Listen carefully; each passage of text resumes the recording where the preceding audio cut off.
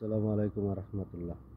এই ঠান্ডা উপেক্ষা করে আপনাদেরকে ভিডিও উপহার দেওয়ার জন্য, শুভরাত্রির ভিডিও উপহার দেওয়ার জন্য এই ঠান্ডার মধ্যে দেখেন আমি বাইরে চলে আসছি।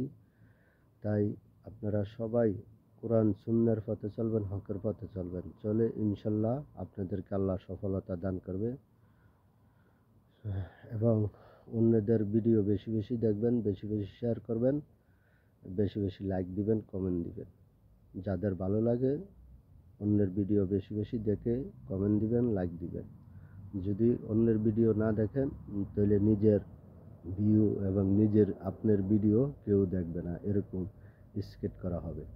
এরকম যেরকম ধাক্কা দিবেন এরকম স্কেট করা হবে।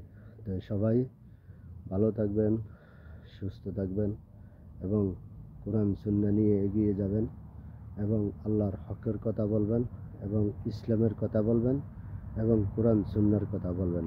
কোরআন সুন্নাহ ছাড়া এই পৃথিবীতে অন্য কোনো বিকল্প নাই।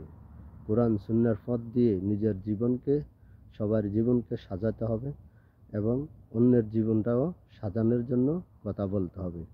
যদি আমি যদি কোরআন সুন্নাহর পথে আসার জন্য যদি মানুষকে না ডাকি, তাহলে কাল রোজ হাশরে আল্লাহর সামনে আমরা আসামি হয়ে যাব। কেননা আল্লাহ আমাদেরকে দুনিয়াতে পাঠাইছেন, নিজে কোরআন সুন্নাহর পথে চলতে হবে, আল্লাহর হুকুম বিধান মেনে চলতে হবে, অপর মুসলিম ভাই বোনদেরকেও দিনের পথে ডাকতে হবে, ইসলামের পথে ডাকতে হবে, কোরআন সুন্নাহর পথে ডাকতে হবে।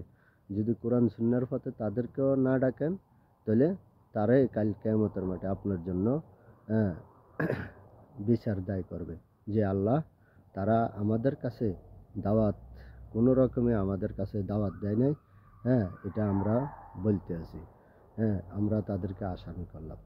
তখন আপনি কোনো জবাব থাকবে না ওই সময় জবাব দেওয়ার মতন। তাই এই জন্য সবাই, যত নতুন পুরাতন আছেন সবাইয়ের জন্য আমি আমার ইসলামের পথে আসার জন্য, কোরআন সুন্নাহর পথে আসার জন্য, দিন ইসলামের পথে আসার জন্য, আল্লাহর হুকুম বিধানের পথে আসার জন্য সবাইকে আমি আহ্বান করি। সবাইকে আমি এই ভিডিও শুভরাত্রির পক্ষ থেকে আমি আপনাদেরকে ভিডিও উপহার দিচ্ছি।